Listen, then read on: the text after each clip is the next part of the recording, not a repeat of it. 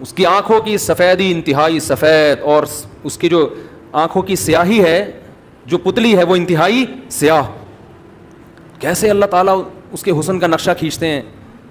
اور قرآن کیا کہتا ہے, ایسی شفاف کأنہن بیض مکنون, جیسے چھپائے ہوئے انڈے ہوتے ہیں نا, پرندہ گھونسلے میں انڈے دے کے اس پہ گھاس ڈال دیتا ہے کہ اس پہ گرد و غبار نہ آئے. تو اللہ کہتے ہیں میں نے ایسے ہی ان حوروں کو جنت کے مشک و عنبر کی مٹی سے بنا کے خیموں میں محفوظ کر دیا ہے. لم یطمثہن انس قبلہم ولا جان, کوئی انسان اور جن ایسا نہیں ہے جس نے ان کو کبھی چھوا ہو اس جنتی سے پہلے. جنتیوں کے لیے اللہ نے محفوظ کر دی ہیں. اللہ کو پتہ ہے یہاں کون جنت والے اعمال کر رہا ہے. اللہ ان اعمال والوں کے لیے پہلے سے ان کے لیے انتظام کر کے رکھا ہوا ہے اللہ تعالیٰ نے.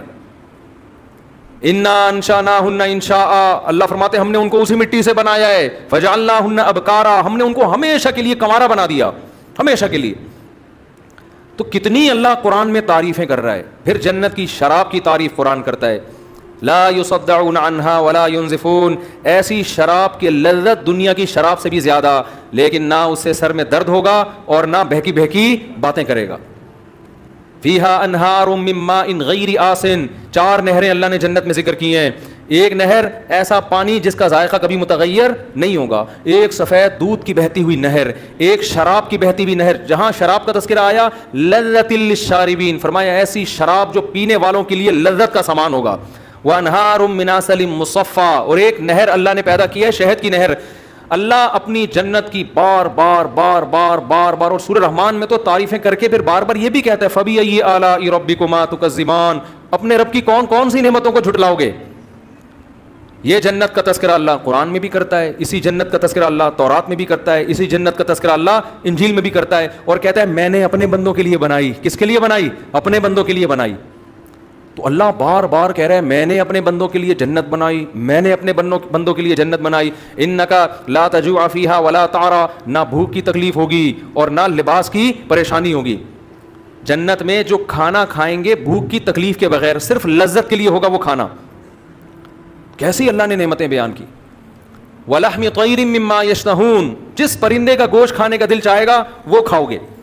سورہ دہر اٹھا کے دیکھیں, اللہ فرماتے ہیں اذا رأیتہم حسبتہم لؤلؤا منثورا, خوبصورت بچے خدمت کے لیے, اتنی بڑی تعداد میں آپ کی خدمت کے لیے, حالانکہ وہاں خدمت کی ضرورت نہیں ہے, لیکن اللہ نے آپ کی انٹرٹینمنٹ کے لیے کہ انسان کو نا مزہ آتا ہے کسی سے خدمت لیتے ہوئے, آرڈر چلاتے ہوئے, ابے یہ لے آ جا کے. آپ نے دیکھا نا وہ مکینک کیسے کام لیتے, چھوٹے پانا لے کر آ, چل چھوٹے وہاں سے ٹائر اٹھا کے لا. وہ چھوٹا گنجا ہوتا ہے, اس کے چپت بھی پڑتی رہتی ہے سر پہ, اور اس کو ٹنڈ بھی کروا کے رکھتے ہیں. اکثر میں نے دیکھا ہے وہ بچے جو کام کر رہے ہیں نا وہ گنجے ہوتے ہیں, ان کو میں کہتا ہوں بال تو رکھو, کم از کم چپت لگے گی, تھوڑی تکلیف کم ہوگی اس سے. انسان کی ہے کہ بھائی وہ چودراہٹ چاہتا ہے. تو قرآن کہتا ہے ایسے پیارے خوبصورت بچے خدمت کے لیے ان کا قرآن نے نقشہ کھینچا ہے. اذا رأیتہم حسبتہم لؤلؤا منثورا, جب تم ان کو دیکھو گے ایسے لگے گا موتی ہیں بکھرے ہوئے, جیسے تسبیح خوبصورت دانوں والی ٹوٹتی ہے اور کیسے موتی بکھر جاتے ہیں, ایسے وہ خوبصورت بچے جنت کے اندر بکھرے ہوئے ہوں گے. ایک روایت میں آتا ہے جو جنت اپنی آنکھوں سے دیکھ لے اس کو دنیا جہنم لگے گی. یہ جو دنیا ہم جہاں بیٹھے ہوئے ہیں نا, بہت خوبصورت جنت. مجھے کسی نے بتایا کہ مجھے خواب میں جنت دکھائی گئی, کل کی بات ہے. تو جو بتانے والے بتا رہے تھے کہ اتنی خوبصورت جنت, اتنی خوبصورت, دل ہی نہیں کر رہا تھا اٹھنے کا نا کہ آنکھ کھل جائے. اتنی خوبصورت جنت. تو میں نے کہا کہ جتنی خوبصورت آپ کو خواب میں نظر آئی ہے نا جنت, اس کو 1 کروڑ سے ضرب دے دو پھر بھی کم ہے. تو بھائی یہ کچھ بھی نہیں ہے. یہ جو ہے نا یہ جو یہاں کی انٹرٹینمنٹ, یہاں کیا ہے, زیادہ سے زیادہ پیزا کھا لو گے نا, یہ انٹرٹینمنٹ ہے یہاں کی. کیا کر لو گے, بھوک لگ رہی ہے, بیف بریانی کھا لی, بوفے میں چلے گئے, کیا کھا لیا وہاں پہ, کتنی دیر کی لذت ہے. آپ کی پسند کی شادی ہو گئی, آپ کو آپ کی محبوبہ مل گئی, تھوڑے دنوں میں اس نے بھی بڈھے ہو جانا ہے, آپ بھی بڈھے ہو گئے. حضرت حکیم اختر صاحب رحمہ اللہ تعالی شعر پڑھا کرتے تھے, وہ پورا شعر مجھے اکثر یاد ہی نہیں رہتا, آخر کا یاد رہتا ہے ہمیشہ سے, کہ ختم زندگانی ہوئی, کوئی نانا ہوا کوئی نانی ہوئی. یہ جو عشق تھا نا یہ بالآخر نانا اور نانی پہ جا کے ختم ہوتا ہے. عاشق نانا بن جاتا ہے اور معشوقہ نانی. تبھی تو صحابہ کرام اس جنت کے پیچھے دوڑے ہیں. غزوہ احد میں صحابی گھمسان کی جنگ ہے, کھجور کھا رہے ہیں, پھر کہنے لگے یہ کھجور ختم ہونے کا زمانہ تو بہت طویل ہے اور جنت میرے بالکل سامنے, اتنا صبر نہیں ہوتا مجھ سے. وَكَأَيٍّ مِّن نَّبِيٍّ قَاتَلَ مَعَهُ رِبِّيُّونَ كَثِيرٌ, قرآن کہہ رہا ہے کتنے ہی پیغمبروں کے ساتھ اللہ والوں نے مل کے جنگیں لڑی ہیں, حالانکہ یہ کمزور تھے, کم تھے, لیکن کس بیس پہ لڑی ہیں؟ شہادت ملے گی اور اللہ ہمیں جنت میں داخل کرے گا. اور پھر اللہ نے ان کو فتوحات دی ہیں. تو بھائی اس جنت کے لیے کچھ لالچ پیدا کرو اپنے جسم کے اندر, اپنی باڈی کے اندر, دل میں لالچ پیدا کرو. اگر آپ کو جنت کا شوق نہیں ہے, خوب سمجھ لو, پھر اللہ کو بھی آپ کو جنت دینے کا بالکل بھی شوق نہیں ہے. ہمارے حضرت ایک بات فرمایا کرتے تھے کہ یہ جو لوگ کہتے ہیں نا کہ اللہ کو ہم سے بہت محبت ہے, فرمایا اتنی ہی ہے جتنی آپ کو ہے اللہ سے. ہاں آپ کم کریں گے اللہ زیادہ کر دے گا, لیکن اگر آپ کو نہیں ہے تو اس خوش فہمی میں نہ رہیں کہ اللہ کو پھر آپ سے محبت ہے, وہ مستغنی ہے. تو آپ کے دل میں اگر جنت کی لالچ نہیں ہے, شوق نہیں ہے, تو پھر اللہ کو بھی آپ کو جنت دینے کا کوئی شوق نہیں ہے. تو اللہ نے یہ حسین جنت جس کا بار بار آج بھی تذکرہ آیا, کتنی جگہ قرآن میں, یدخلہم جنات تجری من تحتی, یہ تو آپ لوگ کو عربی نہیں آتی پھر بھی سمجھ میں آتا ہوگا نا, تجری من تحتہا الانہار, تجری من تحتہا الانہار, تجری من تحتہا الانہار, کتنی دفعہ یہ آیات آتی ہیں. میرا پنجاب کا سفر تھا, وہاں لندن سے ایک صاحب آئے ہوئے تھے, مجھے کہنے لگے مفتی صاحب یہ جو اللہ بار بار کہتا ہے نا کہ اس ایسے باغات دوں گا جن کے نیچے نہریں بہتی, حالانکہ دنیا دار سے آدمی تھے, وہ کوئی مولانا ٹائپ کے نہیں تھے. کہتے ہیں میرا دل مچل جاتا ہے جب میں یہ آیتیں سنتا ہوں, میرا دل چاہتا ہے کہ یہ مجھے مل جائے.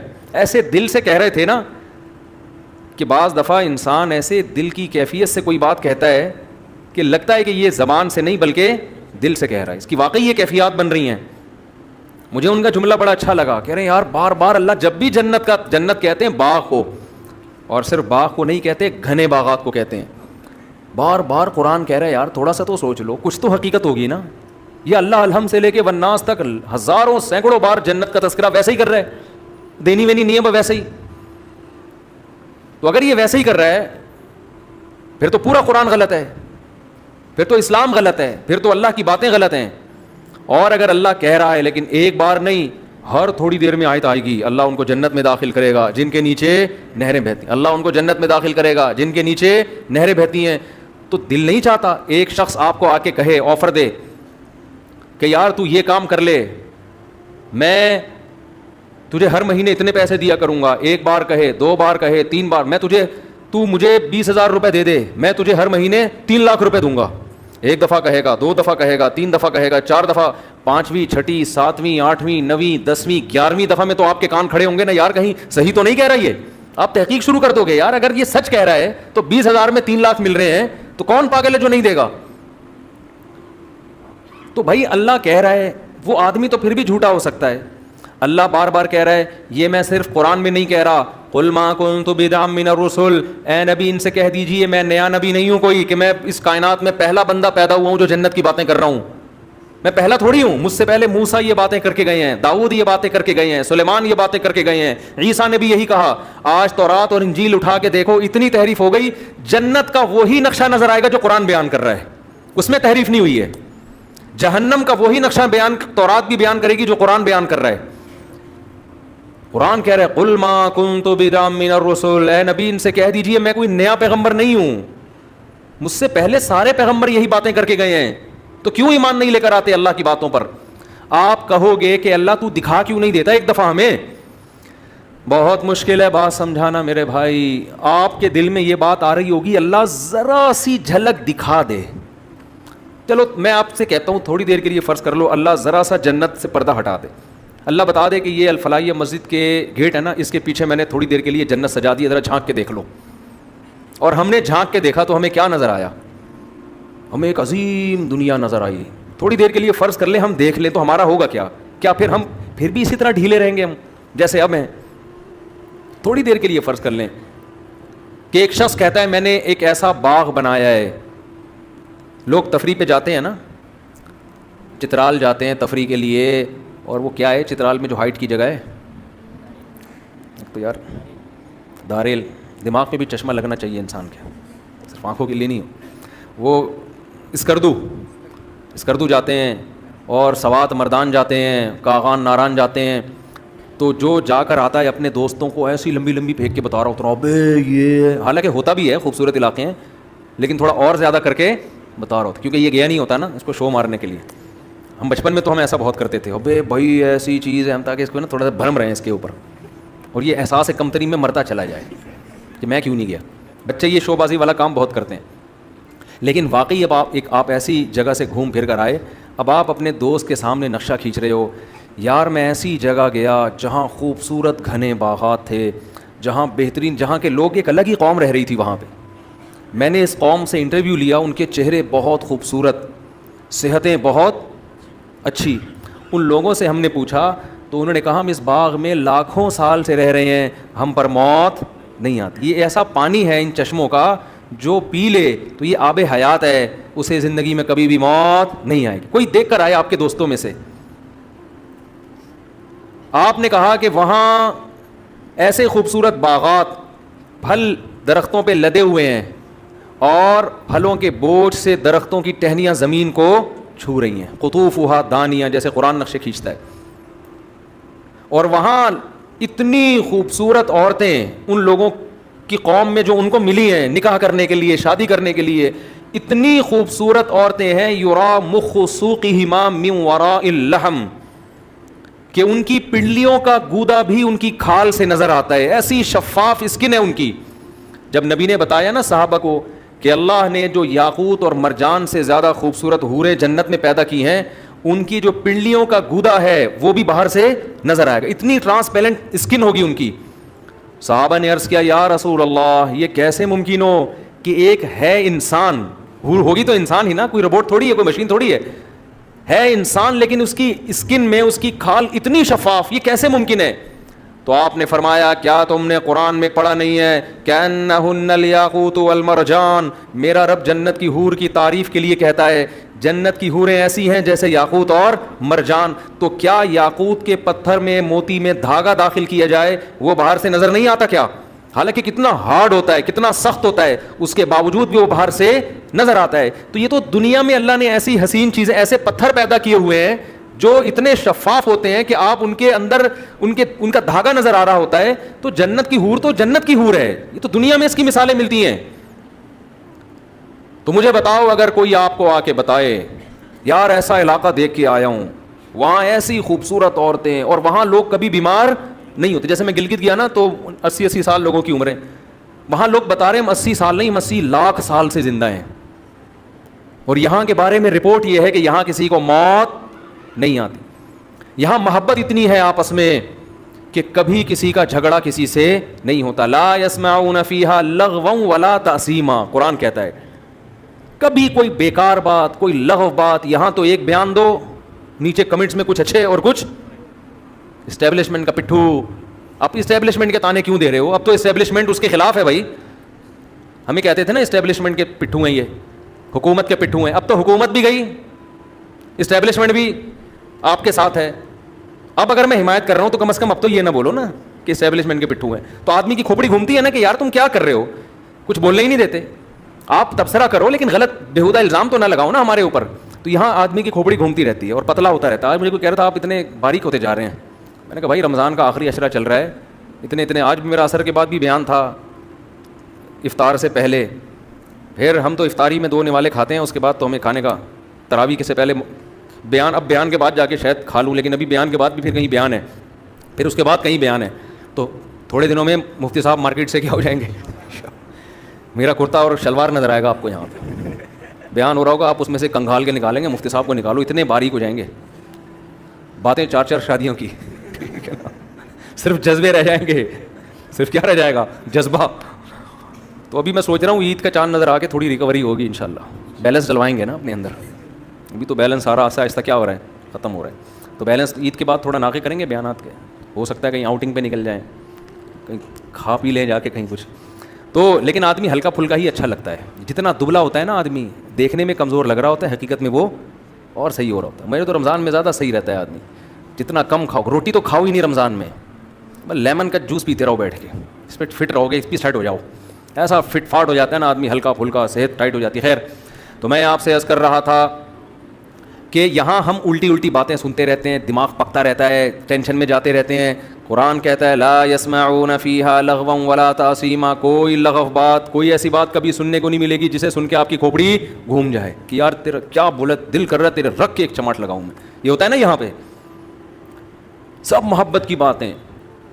جب ملیں گے سلام کے ساتھ ملاقات. وآخر دعواہم الحمدللہ رب العالمین. جب رخصت ہوں گے تمام تعریفیں اس اللہ کے لیے.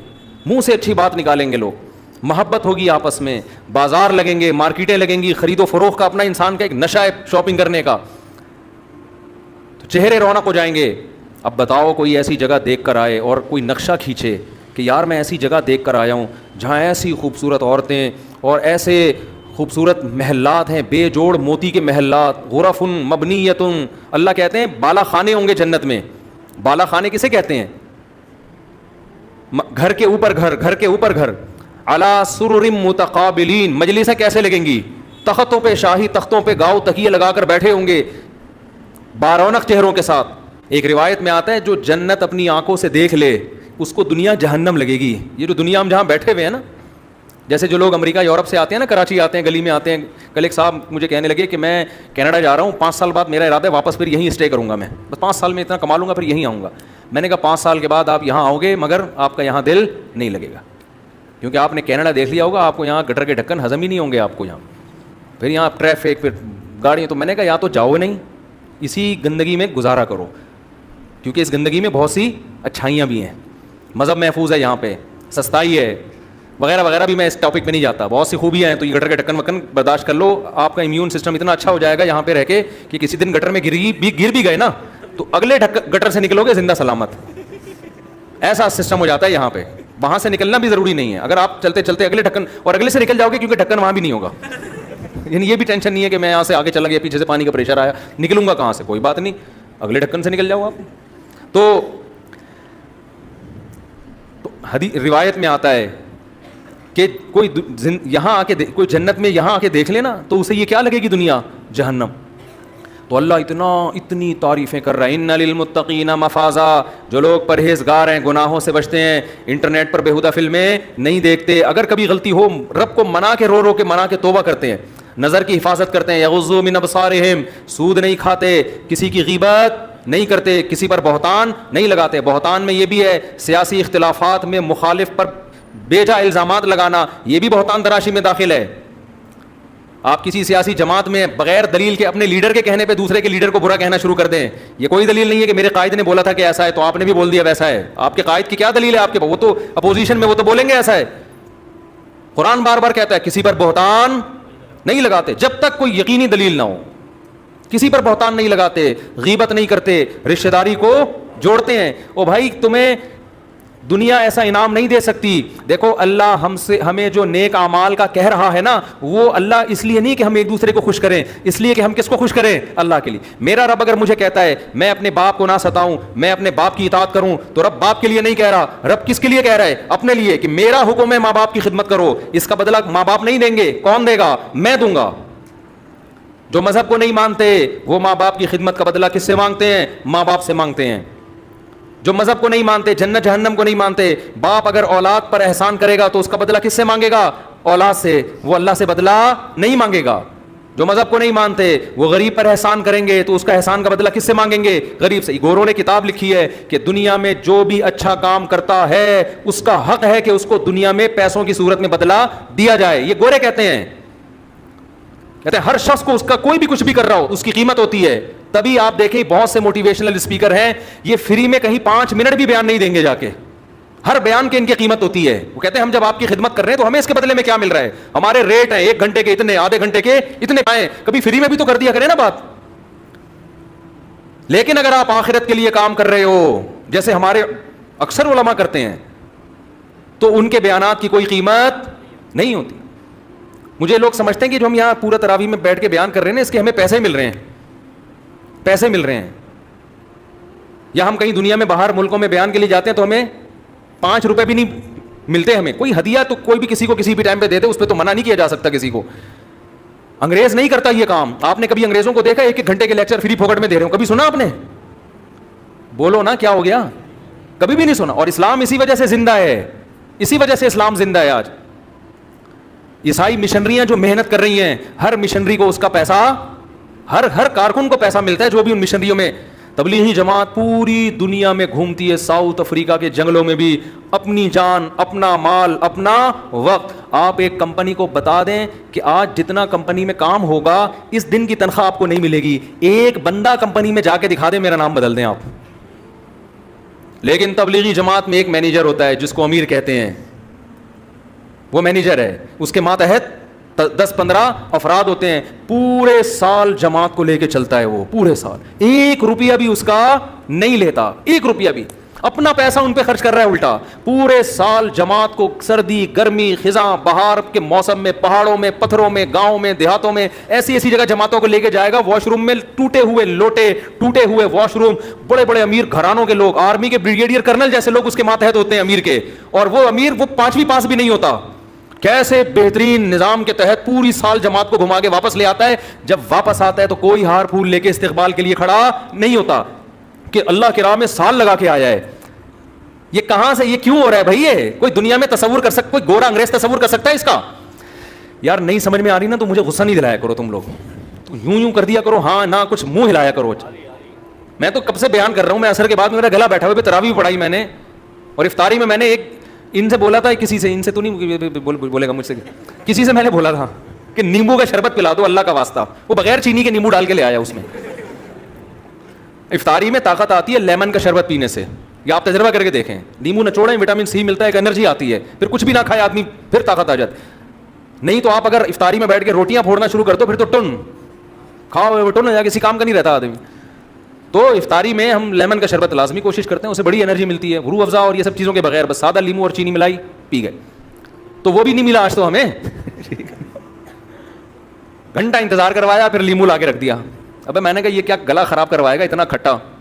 تو جب میں اتنے جوش سے بات کر رہا ہوں تو تھوڑا آپ بھی, اب یہ رمضان تو گزر رہا ہے نا, آپ پورے سال تھوڑی پکڑائی میں آؤ گے, پورے سال تو مارکیٹ سے آپ نے ہونا ہے شارٹ, اور اس کے بعد ایک دن موت کا وقت میرا بھی آئے گا اور میرے بھائی آپ کا بھی ہے. ہم افسوس کر رہے ہوں گے, میں بھی افسوس, اللہ بچائے ایسے وقت میں افسوس سے ہمیں, اللہ کرے کچھ ایسا کر لیں کہ اس وقت میں ہم خوش ہوں. ہمارے حضرت کے والد صاحب کا جب انتقال ہونے لگا خوش تھے, وہ خوش تھے, بہت زور زور سے اشعار پڑھ رہے تھے اللہ کی محبت میں کہ اللہ سے ملاقات ہونے والی ہے.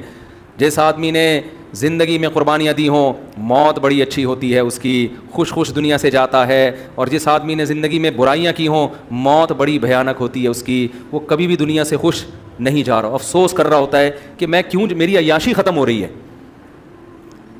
تو اس لیے تھوڑا سا جوش دکھا لیں. ویسے بھی یہ سارا سلسلہ بھی 1 سال تک کے لیے, پھر اتوار کو ہمارا بیان ہوا کرے گا, وہ تو الگ موضوعات ہوتے ہیں. تو میرے بھائی مجھے ایک بات بتاؤ کہ اتنی اللہ جنت کی باتیں کر رہا ہے, اللہ کہتا ہے, میں بات کیا چل رہی تھی, ہاں, تو یہ موٹیویشن تبلیغ جماعت کو کہاں سے ملتی ہے بھائی؟ یہ اس لیے کہ کس کے لیے کر رہے ہیں؟ اللہ کے لیے. اس کا بدلہ کون دے گا؟ اللہ. تو میں اپنے باپ کی اگر خدمت کرتا ہوں کس کے لیے؟ اللہ کے لیے. ماں کی خدمت کرتا ہوں کس کے لیے؟ اللہ کے لیے. میں اگر رشتہ دار, میں سے مراد ہم سب, میں اگر رشتہ داری جوڑتا ہوں کس کے لیے؟ اللہ کے لیے. ہمیں کسی سے کوئی غرض نہیں ہے, ہم اللہ کے لیے کریں گے جو کریں گے. اپنا مال خرچ کرو ان پہ, اپنی جان خرچ کرو لوگوں پہ, اس کا نتیجہ کیا نکلے گا؟ اللہ قرآن میں آپ کو تسلیاں دے رہا ہے, اور اللہ کہہ رہا ہے کہ میں صرف قرآن میں تسلیاں نہیں دے رہا, جو میرے لیے قربانیاں دے گا نا, تتنزل علیہم الملائکہ, اس کے دل پہ فرشتے نازل ہو کے بھی اس کو تسلیاں دیں گے. اللہ تخافوا ولا تحزنوا, خوف مت کرو, غم نہ کرو. اللہ تخافوا ولا تحزنوا وابشروا بالجنۃ التي کنتم توعدون, خوشخبری قبول کرو اس جنت کی جس کا اللہ نے تم سے وعدہ کیا. ان قریب, بہت جلد, دیر نہیں ہے, بہت جلد اللہ تمہاری ساری پریشانیاں دور کر دے گا. ہمارے نبی صلی اللہ علیہ وسلم کا جب آخری وقت تھا, آپ کو بہت شدید بخار تھا اور آپ بہت